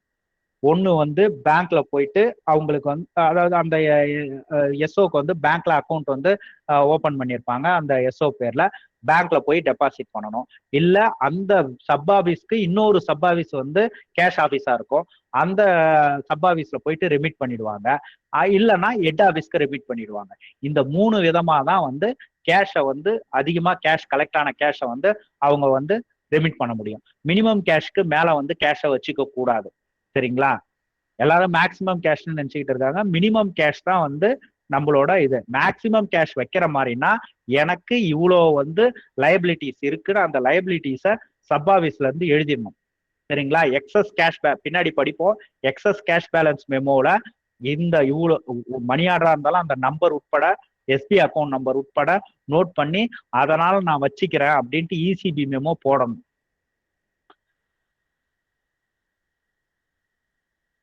பதிமூணாவது ரூல் பாத்தீங்கன்னா, supply of funds to sub officers at treasury or bank. சரிங்களா? சப் ஆஃபீஸ்ல இருந்து ட்ரெஷரிக்கு வந்து ட்ரெஷரியோ பேங்க்குக்கோ வந்து கேஷ் வந்து ஃபண்டு வந்து கொடுக்குறாங்கல்ல, இதை வந்து யார் வந்து வாட்ச் பண்ணுவாங்கன்னா ஹெட் போஸ்ட் மாஸ்டர். இப்ப சப் ஆஃபீஸ் இருக்கு, சப் ஆஃபீஸ்க்கு பேங்க் டிராயிங் பவர் கொடுத்துட்டாங்க. நம்மளுக்கு அக்கௌண்ட் இருக்கிற மாதிரி சப் ஆஃபீஸ்ல இருக்கிற ஹெட் போஸ்ட் மாஸ்டருக்கு அக்கௌண்ட் இருக்கிற மாதிரி சப் ஆஃபீஸ்லயும் வந்து அக்கௌண்ட் இருக்கும். சப் ஆஃபீஸ்ல பேங்க்ல அக்கௌண்ட் இருக்கும். அவரு போய் எவ்வளவு வேணாலும் கேஷ் எடுத்துக்கிட்டு செலவு பண்ணலான்னு இல்லை, அந்த அக்கௌண்ட்ல வந்து கிரெடிட் வந்து இருக்கணும். ஓகேங்களா?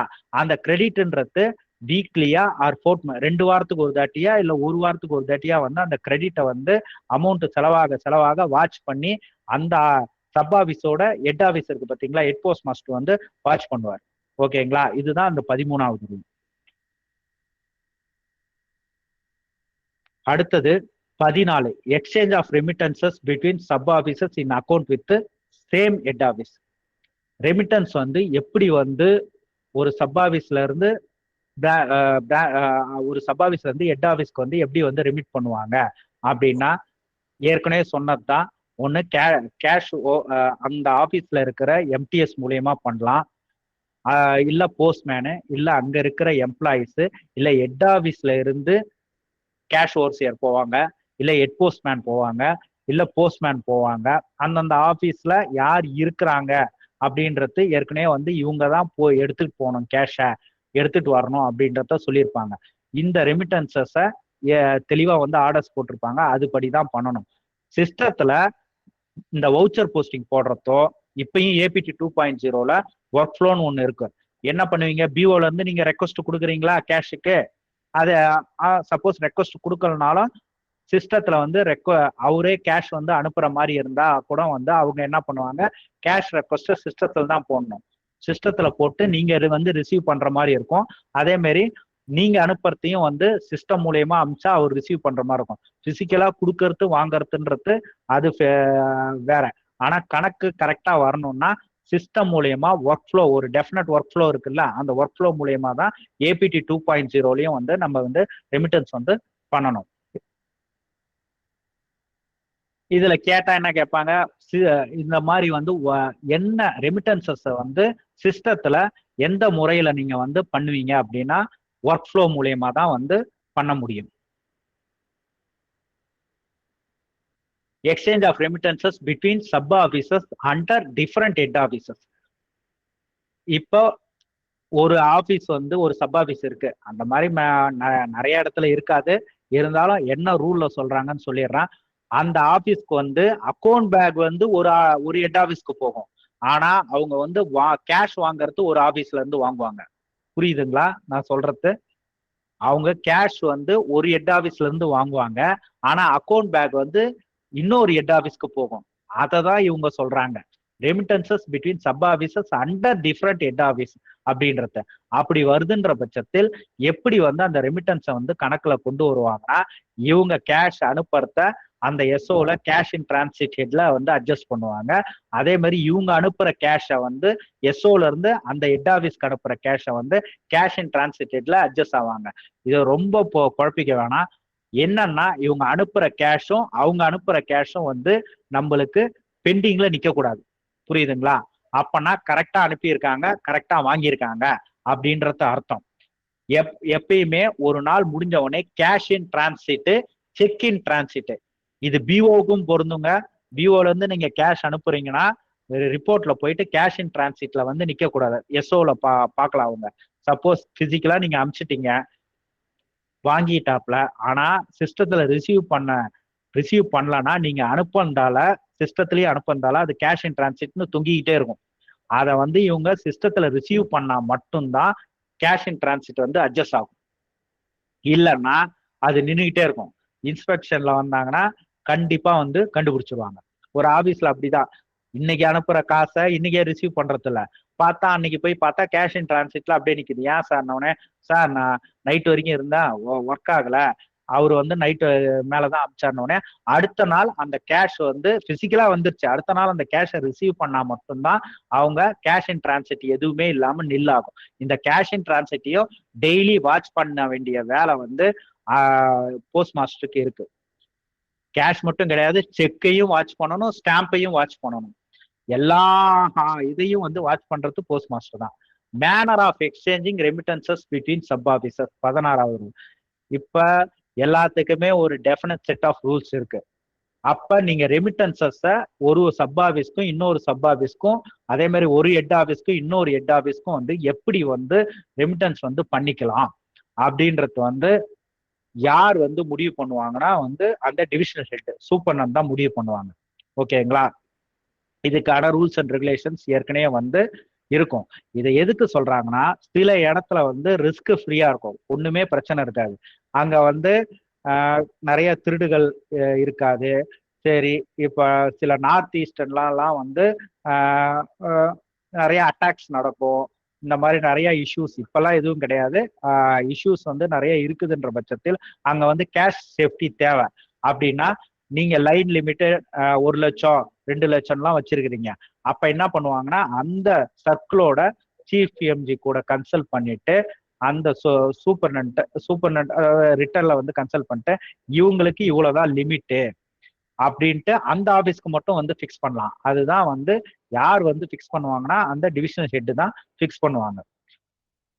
நார்மலா இருக்கிறக்குள்ள வந்து மேல சொன்னோம் பாத்தீங்களா, இந்த லைன் லிமிட் வந்து அப்படியே வந்து ஃபாலோ ஆகும்.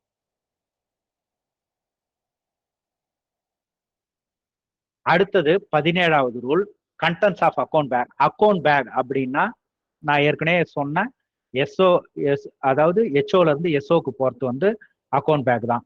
அந்த அது அது அந்த எஸ்ஓ அக்கௌண்ட் பேக்ல என்ன இருக்குன்னா வந்து எஸ்ஓ ஸ்லிப் வந்து மேண்டட்டரி. ஓகேங்களா? அதுக்கப்புறமேட்டு ஹெச்ஓல இருந்து அனுப்புற ஸ்டாம்ப், எஸ்ஓ ஸ்லிப் மட்டும் தான் மேண்டட்டரி.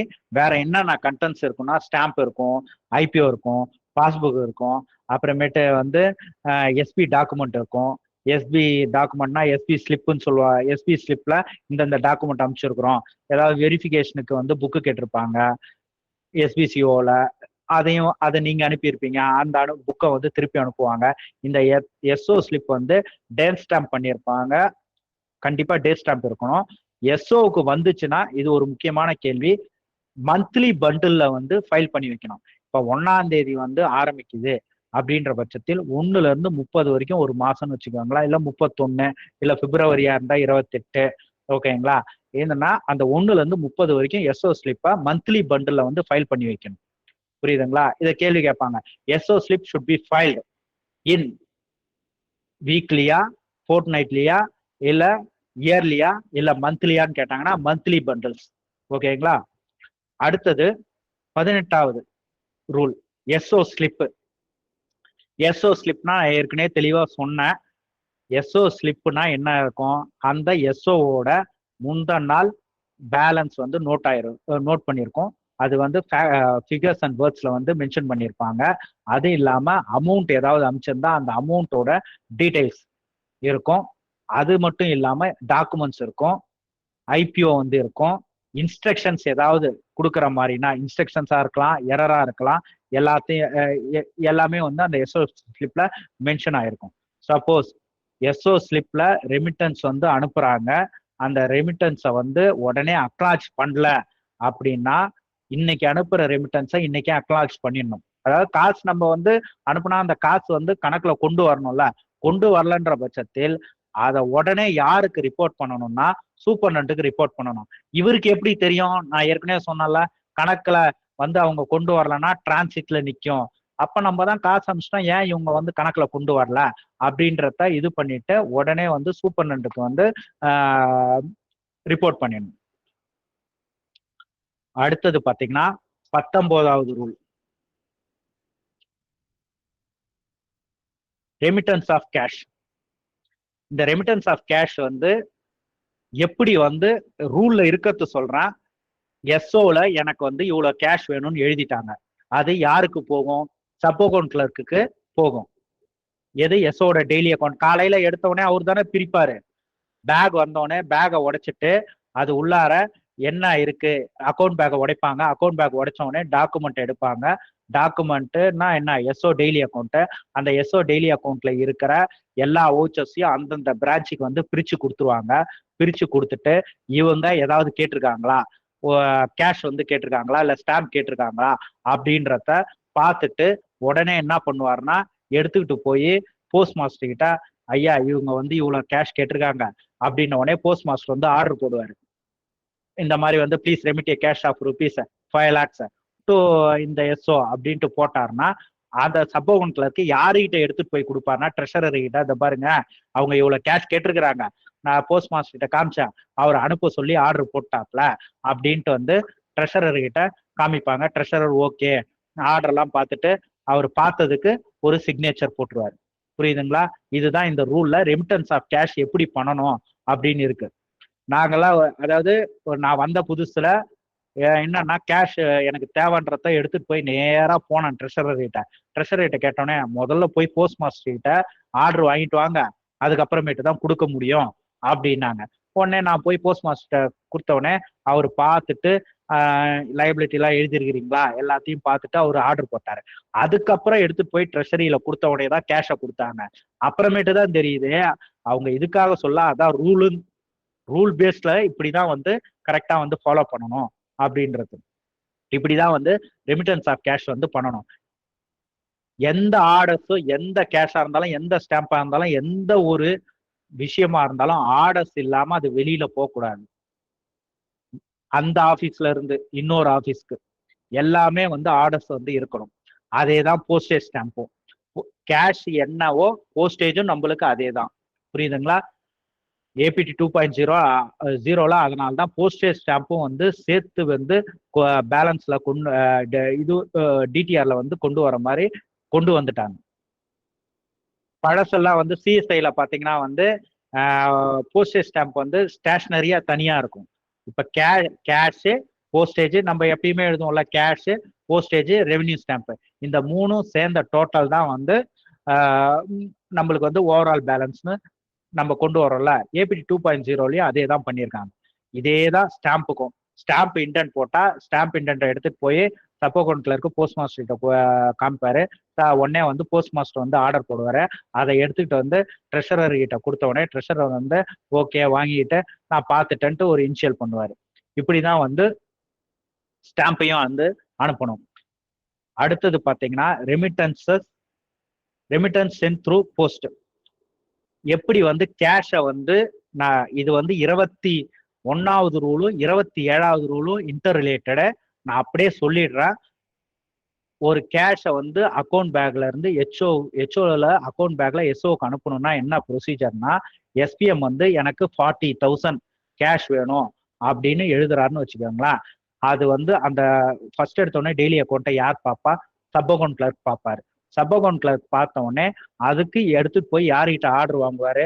போஸ்ட் மாஸ்டர் கிட்ட ஆர்டர் வாங்குவாரு. போஸ்ட் மாஸ்டர் கிட்ட ஆர்டர் வாங்கின உடனே ட்ரெஷரர் கிட்ட காமிப்பாரு. காமிச்ச உடனே இவங்க இவ்வளவு வந்து, ஏன்னா காசு கொடுக்கறது யாரு? காசாளர் தானே கொடுத்தாகணும். கேஷ காசாளர் தான் கட்டி ஆகணும். அவர் காமிச்ச உடனே என்ன பண்ணுவாங்கன்னா வந்து கேஷ் வந்து இவ்வளோ அப்படின்றத இவர் பார்த்துக்கிட்ட, இவ்வளோ ரெமிட்டன்ஸ் கேட்டிருக்காங்க நோட் பண்ணிக்கிட்டு ஒரு இனிஷியல் பண்ணிடுவாரு. அதுக்கப்புறமேட்டு இப்போ 20 ஆஃபீஸ் இருக்குது சப் ஆஃபீஸ்னா, எந்தெந்த ஆஃபீஸ் கேஷ் கட்டிருக்காங்களோ எல்லா கேஷையும் வந்து கரெக்டா எடுத்து வச்சுக்கிட்டு சப் அக்கௌண்ட் கிளர்க்கு கிட்ட இந்த ஆஃபீஸ் நான் கேஷ் கட்ட போறேன் அப்படின்ன உடனே சப் அக்கௌண்ட் கிளர்க்கு வருவாரு. என்ன எடுத்துட்டு வருவாருன்னா, அந்த ஆஃபீஸ்க்கு அனுப்ப வேண்டிய அக்கௌண்ட் பேக்கு, டாக்குமெண்ட்ஸ். சரிங்களா? டாக்குமெண்ட்ஸ்னா என்ன? எஸ்ஓ ஸ்லிப்பு, மீதி ஏதாவது வந்து எஸ்பி டாக்குமெண்ட்ஸா இருக்கலாம், வேற ஏதாவது வந்து டாக்குமெண்ட்ஸா இருக்கலாம். எல்லாத்தையும் எடுத்துக்கிட்டு வந்த உடனே இவர் என்ன பண்ணுவாரு? ஐயா ட்ரெஷரர், இதோ பாருங்க, கேஷை வந்து நான் கேஷ் பேக்ல போடுறேன். கேஷ் பேக் எப்படி இருக்கும்? லெதர் பேக்கா இருக்கலாம், இல்ல வந்து அந்த காட்டன் பை மாதிரி இருக்கும்ல அந்த பேக். மேக்சிமம் லெதர் பேக் தான் யூஸ் பண்ணுவாங்க எஸ்ஓக்கு போற கேஷ் எல்லாத்தையும். பேக்ல வந்து அந்த கேஷ் பேக்ல வந்து போடுவார். யார் போடுவார்னா ட்ரெஷரர் போடுவார். நான் சொல்றது ஒண்ணு முக்கியம், ஏன்னா இந்த வந்து கேள்வியாவே கேட்பாங்க. கேஷ் பேக்ல கேஷை வந்து ட்ரெஷரர் போடுவார். அது யார் முன்னிலையில போடுவார்னா வந்து சப் அக்கௌண்ட் கிளர்க்கோட முன்னிலையில அவர் பார்க்கணும். அவர் கேஷை எண்ணணும்னு அவசியம் கிடையாது. யாரு? சப் அக்கௌண்ட் கிளர்க்கு கேஷை எண்ணணும்னு அவசியம் கிடையாது. 40,000 கேஷை வந்து ஒரு நோட்டா எண்ணணும்னு சப் அக்கௌண்ட் கிளர்க்கு அவசியம் கிடையாது. ஆனா ட்ரெஷரர் வந்து காசை வந்து அந்த கேஷ் பேக் உள்ளார போடுறாரா அப்படின்றத அவர் வந்து பார்க்கணும். பார்த்துட்ட உடனே அந்த கேஷ் பேக்கை க்ளோஸ் பண்ணி சீலை வைக்கிறது வந்து ட்ரெஷரர் தான் வைப்பார். ஓகேங்களா? அதுக்கப்புறம் என்ன பண்ணுவாங்கன்னா வெயிட்டை போடுவாங்க. வெயிட்டை போட்டோடனே வெயிட் வந்து யாரு? 2 பேருமே இருக்கணும். ட்ரெஷரர் இருக்கணும், சப் அக்கௌண்ட் கிளர்க்கும் இருக்கணும். கேஷை வந்து ட்ரெஷரர் வந்து போட்டுட்டாரு, பாத்துக்கிட்டீங்களா? கேஷ் போட்டுட்டான் பாக்குறீங்களான்னு பாக்குறேன்னு சொல்லுவாங்க. கேஷ் போட்டுட்டு கட்டினவுடனே கட்டிட்டு வெயிட் போடுவாங்க.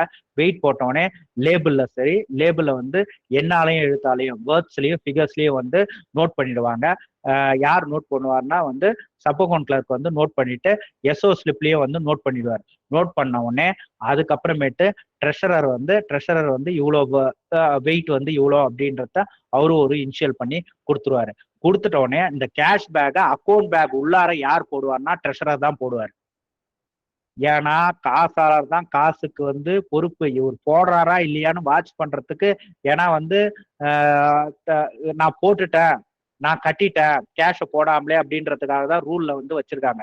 2 பேரும் வந்து பார்க்கணும். யாருன்னா ட்ரெஷரர் வந்து போட சப் அக்கௌண்ட் கிளர்க் பார்க்கணும். கேஷ் பேக்கை வந்து போட்டுட்டாரு. எதுல போட்டார்னா அக்கௌண்ட் பேக்ல வந்து போட்டார். சப் அக்கௌண்ட் கிளர்க்கு இப்படி பிரிச்சு அக்கௌண்ட் பேக்கை திறந்து வச்சிருப்பாரு. போட்டுட்ட உடனே அந்த கேஷ் பேக்ல வந்து சீல் வைக்கிற சீல் வந்து கேஷ் சீலா இருக்கணும். இதை கேள்வி கேட்பாங்க. என்ன சீல் வைப்பாங்க கேஷ் பேக்லனா? கேஷ் சீல் வைப்பாங்க. பிளாக் கேஷ் சீல் வச்சுட்டு பிளாக் சீலிங் வேக்ஸ் வந்து வைப்பாங்க. போட்டுடனே அக்கௌண்ட் பேக்கை வந்து அதுக்கப்புறமேட்டு தான் வந்து சப் அக்கௌண்ட் கிளர்க் வந்து க்ளோஸ் பண்ணுவாங்க. புரியுதுங்களா? ஒரு கேஷ் கட்டுறதுல இவ்வளவு ரூல்ஸ் அண்ட் ரெகுலேஷன்ஸ் இருக்கு. இதுல கேட்டா என்ன கேட்கலாம்? யாரு கேஷை வந்து கேஷ் பேக்ல போடுவாங்கன்னு கேட்டா ட்ரெஷரர். யார் முன்னிலையில போடுவாங்க அப்படின்னு கேட்டா சப் அக்கௌண்ட் கிளர்க். யார் வந்து வெயிட் போடுவாங்க அப்படின்னு கேட்டா வந்து sub account clerk. Words and ஃபிகர்ஸ்ல வந்து எழுதிட்டு இனிஷியல் யார் பண்ணுவாங்கன்னு கேட்டா ட்ரெஷரர் பண்ணுவாரு. ஓகேங்களா? அதே மாதிரி அக்கௌண்ட் பேக்ல கேஷ் பேக்கை யார் போடுவாங்க அப்படின்னு கேட்டா ட்ரெஷரர் போடுவாங்க. இந்த ஒரு சினாரியோல எத்தனை கேள்வி வந்திருக்குது பாருங்க. இதான் ரெமிட்டன்சஸ் சென்ட் த்ரூ போஸ்ட். அடுத்தது பாத்தீங்கன்னா இது வந்து அக்கௌண்ட் பேக்ல போறது. இதே remittances through special carriers. Special கேரியர்ஸ்னா யாரு? எஸ்பிஎம் போய் கேஷ் வாங்கினாலும் ஸ்பெஷல் கேரியர் தான். அவங்க கேஷ் வந்து கேஷ் ஓவர்சியர் மூலியமா அமிச்சாலும் அவங்க ஸ்பெஷல் கேரியர் தான். போஸ்ட்மேன் வந்து கேஷ் எடுத்துட்டு வந்தாலும் அவங்களும் வந்து ஸ்பெஷல் கேரியர் தான். ஓகேவா? இவங்களுக்கு என்ன ப்ரொசீஜர்னா, கேஷை வந்து ரெண்டு விதமா வந்து ஸ்பெஷல் கேரியர் மூலியமா கேஷை கொடுத்து அனுப்பலாம். ஒண்ணு என்னன்னா லூஸ் கேஷா, இந்தாங்க 2 லட்சம் 4 பண்டில் 500 ரூபாய் நோட்டு அப்படின்ட்டு கொடுத்தவொடனே இவரு வந்து பேக்ல வந்து அவரோட சொந்த பேக்ல வச்சுக்கலாம். ஓகேங்களா? அதுக்கு முன்னாடி அவர் என்ன பண்ணணும்னா, cash hand to hand receipt புக்னு இருக்கு பாத்தீங்களா? அந்த ஹேண்ட் டு ஹேண்ட் ரிசிப்ட் புக்ல கேஷ் வந்து இவ்வளோ நான் எடுத்துக்கிட்டு போறேன் அப்படின்றத அக்யூட்டன்ஸ் வந்து கொடுத்துட்டு தான் வாங்கணும். யாரு? Cash overseer. கேஷ் ஓவர்சியரா இருக்கட்டும், பிஏவா இருக்கட்டும், எஸ்பிஎம்மா இருக்கட்டும், ட்ரெஷரியில இருந்து கேஷ் கொடுக்குறக்குள்ள நான் என்ன பண்ணுவேன்னா, ட்ரெஷரரா இருக்கிறக்குள்ள கேஷ் வந்து வேணும் அப்படின்னோடனே, பா எடுத்துட்டு வந்தியா, இல்ல டெய்லி அக்கௌண்ட்ல எழுதுனியா, இல்ல நீ வந்து ஸ்பெஷல் ரெமிட்டன்ஸ் வந்து ரெக்வஸ்ட் வந்து லெட்டர் எழுதி எடுத்துட்டு வந்தியான்னு கேட்பேன். ஐயா நான் டெய்லி அக்கௌண்ட்ல வந்து எழுதிட்டேன் அப்படின்னு சொன்னாங்கன்னா, உடனே டெய்லி அக்கௌண்ட்டை எடுத்துக்கிட்டு போயிட்டு நீ போஸ்ட் மாஸ்டர்கிட்ட காமிச்சு ஆர்டர்ஸ் வாங்கிட்டு, அந்த போஸ்ட் மாஸ்டர் ஆர்டர்ஸ் போட்ட உடனே இவர்கிட்ட ஹேண்ட் டு ஹேண்ட் ஹெச்ஓல வந்து ஒரு ஹேண்ட் டு ஹேண்ட் இருக்கும். அந்த ஹேண்ட் டு ஹேண்ட்ல இவ்வளவு வந்து ரிசீவ் பண்ணிக்கிட்டேன், இந்த ஆஃபீஸ்க்கு இந்த டேட்ல இந்த டைம்ல வந்து நான் கேஷை வாங்கிக்கிட்டேன்னு அவர் வந்து ஒரு அக்யூட்டன்ஸ் போட்டு கொடுக்கணும். அது மட்டும் இல்லாம அவரு ஒரு நோட் வச்சிருப்பாரு. இதுல வந்து நான் ட்ரெஷரர் வந்து இவ்வளவு கேஷ் வந்து நான் இந்த எஸ்ஓக்கு வந்து ரெமிட் பண்றேன் அப்படின்றத எழுதி கையெழுத்து போட்டு கொடுத்துருவாப்ல. இவர் என்ன பண்ணுவாரு, இந்த கேஷை எடுத்துக்கிட்டு போய் அங்க இருக்கிற எஸ்பிஎம் கிட்ட கொடுப்பாரு. கொடுத்த உடனே கையில ஒரு ஹேண்ட் டு ஹேண்ட் புக் இருக்குல்ல, அந்த புக்ல அவர் எஸ்பிஎம் என்ன பண்ணுவார், இவ்வளவு கேஷ் எழுதி இருக்கிறாங்க, இவ்வளவு கேஷ் வந்து கொடுத்துருக்காருன்னு எண்ணி பார்த்துட்டு 2 லட்சத்துக்கு 2 லட்சம் வந்து கரெக்டா இருக்குதா அப்படின்றத செக் பண்ணிட்டு உடனே என்ன பண்ணுவாரு, அவர் வந்து received cash of rupees 2 lakh from HO on date அப்படின்னு போட்டு அவரு கையெழுத்து போட்டு சீலை போட்டு ஒரு டேட் ஸ்டாம்ப் போட்டுருவாரு. கேஷ் ஓவர்சியர் அந்த ஆபீஸ்க்கு போயிட்டு வந்தவொடனே ட்ரெஷரர் கிட்ட, ஐயா நான் எடுத்துட்டு போனேன் கேஷை, இதை பாருங்க கேஷ் வந்து அவர் வாங்கிக்கிட்டதுக்கு அக்யூட்டன்ஸ் கொடுத்துட்டாரு அப்படின்னு காமிச்ச உடனே ட்ரெஷரர் பார்த்துட்டு ஓகேன்னு வந்து ஒரு இனிஷியல் போட்டுப்பாரு.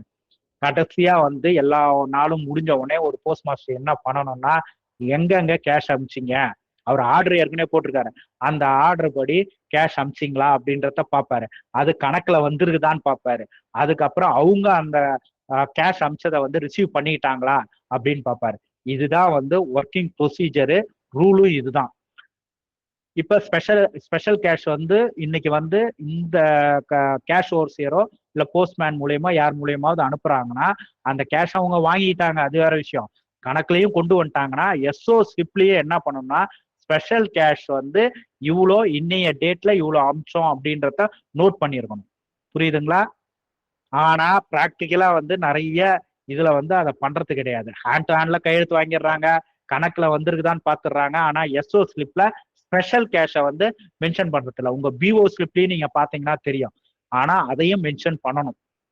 ஓகேங்களா? இதுதான் இந்த rule, remittances through special carriers. முன்னாடி வந்து எப்படி வந்து த்ரூ போஸ்ட் அக்கௌண்ட் பேக் மூலயமா வந்து கேஷை வந்து அனுப்பணும் அப்படின்றத பார்த்தோம். அடுத்தது பாத்தீங்கன்னா ஸ்பெஷல் கேரியர் மூலயமா வந்து எப்படி அனுப்பணும் அப்படின்றத பார்த்தோம். அடுத்தது ஐபிஓன்னா இந்தியன் போஸ்டல் ஆர்டர். ஸ்டாம்ப் எப்படி அனுப்புறாங்களோ அதே சேம் ப்ரொசீஜர் தான், கேஷ் எப்படி அனுப்புறாங்களோ அதே சேம் ப்ரொசீஜர் தான். ஆர்டர்ஸ் வந்து போஸ்ட் மாஸ்டர் போடுவாரு, சப் அக்கௌண்ட் கிளர்க் எடுத்துட்டு போயிட்டு காமிச்சோடனே அதுக்கப்புறமேட்டு அது கன்சர்ன் பிரான்ச்ல சில ஹெச்ஓல என்ன பண்ணுவாங்கன்னா, ஏபிஎம் கிட்டயே வந்து ஐபிஓ வந்து ஸ்டாக் இருக்கும், அவங்க அனுப்புவாங்க. சில ஹெச்ஓல வந்து என்ன இருக்கும்னா வந்து அது எம்டிடபிள்யூ படி இவங்களுக்கு இந்த ஒர்க்குன்னு அலோகேட் பண்ணியிருப்பாங்க. ஆனா கேஷ், ஸ்டாம்ப்பு, ஐபோ எல்லாம் ஒரே ப்ரொசீஜர் படி தான் அனுப்புவாங்க. அடுத்தது 24வது rule, adjustment of errors in account. ஒரு அக்கௌண்ட்ல ஏதாவது வந்து ஷார்ட்டோ எக்ஸஸோ இருக்குதுன்னா உடனே அந்த எஸ்ஓக்கு வந்து எஸ்ஓ ஸ்லிப்ல வந்து இந்த மாதிரி உங்க கணக்குல தப்பு இருக்கு அப்படின்றத கன்சர்ன் போஸ் ஹெச்ஓல இருந்து எஸ்ஓ ஸ்லிப்ல மென்ஷன் பண்ணிடுவாங்க. அந்த டெபிட் இல்ல கிரெடிட் டிரான்சாக்ஷனை வந்து எது தப்பா இருக்குதோ அதை வந்து ரெக்டிஃபை பண்ணணும். ரெக்டிஃபை அந்த எஸ்ஓல பண்ணணும். அந்த எஸ்ஓல பண்ற ரெக்டிஃபிகேஷன் ஜெனியூனா அப்படின்றத ஹெட் போஸ்ட் மாஸ்டர் வந்து வாட்ச் பண்ணணும். ஓகேவா? இதுதான் 24வது ரூல். 25வது ரூல் ஒண்ணுல எஸ்பி ஸ்லிப். எஸ்பி ஸ்லிப்போட ஃபார்ம் நம்பர் வந்து எஸ்பி 27. எஸ்பி ஸ்லிப்னா என்ன சொல்லியிருக்கேன்? Warrant of payment.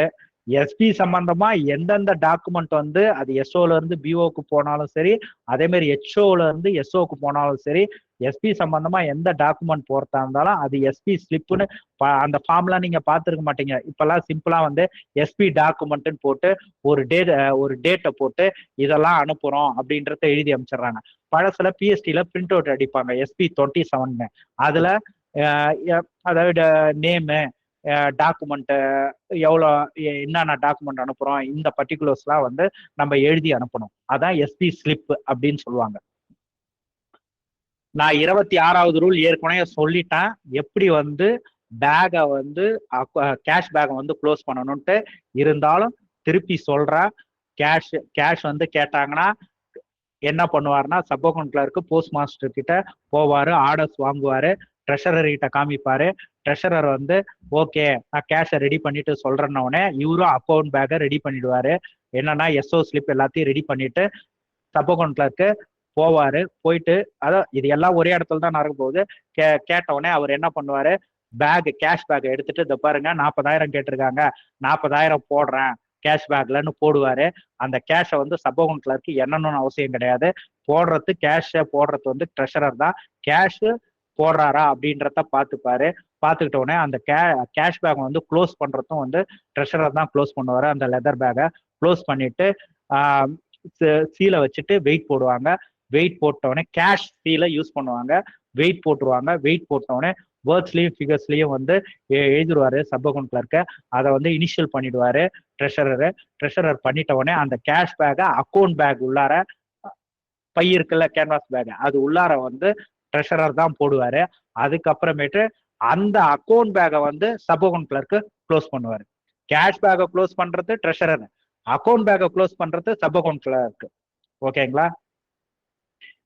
நான் சொன்ன வாசகம் அப்படியே இருக்கும் பாருங்க. தமிழ்ல சொன்னது, the cash or stamps are to be sent to the SO should then be enclosed in the cash bag by the treasurer in the presence of sub account assistant, who is not required to count the cash or stamps but to see that the remittance is actually enclosed in the cash bag by the treasurer, and the cash bag should be closed and sealed by the treasurer also in the presence of the sub account assistant with the cash seal with black sealing bags. நான் அதை தான் உங்களுக்கு வந்து அப்படியே வந்து நடக்கிறத படம் மாதிரி அப்படியே வந்து சொன்னேன். நீங்க அதை அந்த சிச்சுவேஷனை கண்ணு முன்னாடி கொண்டு வாங்க. இவ்வளோத்தையும் நீங்க படிச்சீங்கன்னா உங்களுக்கு புரியாது எப்படி வந்து க்ளோஸ் பண்ணணும். அதே மாதிரி 2 எஸ்ஓ ஸ்லிப்ன்றது 2 காப்பி ப்ரிப்பேர் பண்ணுவாங்க. அதே மாதிரிதான் பிஓ ஸ்லிப்ன்றதும் 2 காப்பி ப்ரிப்பேர் பண்ணுவாங்க. ஒன்னு வந்து ஆஃபீஸ் காப்பி, ஓகேங்களா, இன்னொரு காப்பியை தான் வந்து அந்த எஸ்ஓக்கு அனுப்புவாங்க. அதே மாதிரி எஸ்ஓல வந்து 2 பிஓ ஸ்லிப் ப்ரிப்பேர் பண்ணுவாங்க. ஒரு காப்பியை வந்து பிஓக்கு அனுப்புவாங்க, இன்னொரு காப்பியை வந்து எஸ்ஓல வந்து ஓசி காப்பியா வந்து மெயின்டைன் பண்ணிப்பாங்க. நான் திருப்பி சொல்றேன், என்னன்னா இப்பெல்லாம் என்ன பண்றாங்கன்னா பேப்பர் வந்து இது ப்ராப்ளம் இருக்கிறதால ஒரே ஒரு ஸ்லிப்பை மட்டும் எடுத்துட்டு அனுப்பிச்சிடுறாங்க. இன்னொன்னு வந்து சாஃப்ட் காப்பியா சிஸ்டத்திலேயே சேவ் பண்ணி வச்சிடறாங்க. ஓகேங்களா?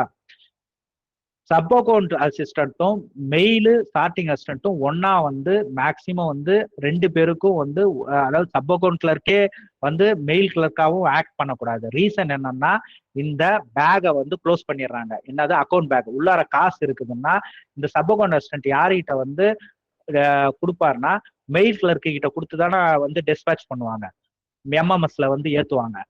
அப்படின்ற பட்சத்தில் வந்து சப் அக்கௌண்ட் கிளர்க்கும் மெயில் கிளர்க்கும் ஒரே ஆள் இருந்தாங்கன்னா, இதுக்காக சொல்றேன், ஹைப்போதெட்டிக்கலா சொல்றேன், ஜஸ்ட் வந்து கட் பண்ணிட்டு கேஷை எடுத்துட்டு திருப்பி வந்து க்ளோஸ் பண்ணிட்டாங்கன்னா தெரியாது இல்ல. அதனாலதான் ஒரே ஆள் வந்து பர்ஃபார்ம் பண்ணக்கூடாது டியூட்டிய அப்படின்னு சொல்றது ஹெச்ஓல. அதனாலதான் சப் அக்கௌண்ட் கிளர்க் தனியா இருப்பாரு, மெயில் கிளர்க் தனியா இருப்பாரு, ட்ரெஷரர் வந்து தனியா இருப்பாரு. ஓகேங்களா?